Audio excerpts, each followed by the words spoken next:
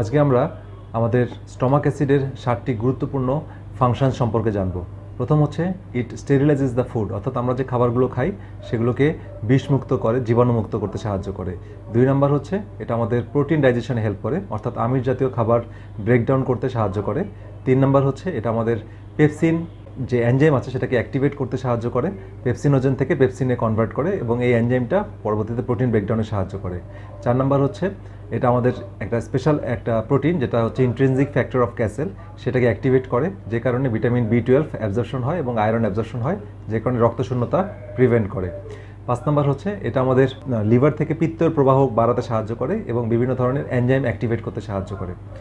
6 নম্বর হচ্ছে আমাদের যে ইসোফেজিয়াল স্ফিংটার, অর্থাৎ আমাদের খাদ্যনালী এবং পাকস্থলীর মাঝখানে যে স্ফিংটার আছে সংযোগস্থলে, সেই স্ফিংটারকে বন্ধ রাখতে সাহায্য করে, যে কারণে অ্যাসিডগুলো উপরের দিকে উঠে আসে না এবং আমাদের বুক জ্বালাপোড়া বা অন্যান্য অ্যাসিড রিফ্লাক্স জনিত সমস্যা হয় না। এবং 7 নম্বর হচ্ছে আমাদের পাইলোরিক স্ফিংটারগুলোকে ওপেন করে, অর্থাৎ আমাদের পাকস্থলী এবং বৃহদান্তের মাঝখানে যে স্ফিংটার আছে, ভালভটা আছে, সেটা ওপেন করে দেয়, যে কারণে খাবারগুলো হজম হওয়ার পর নিচের দিকে নেমে আসে। তো এই 7টি গুরুত্বপূর্ণ ফাংশন আপনাদের অবশ্যই মনে রাখতে হবে।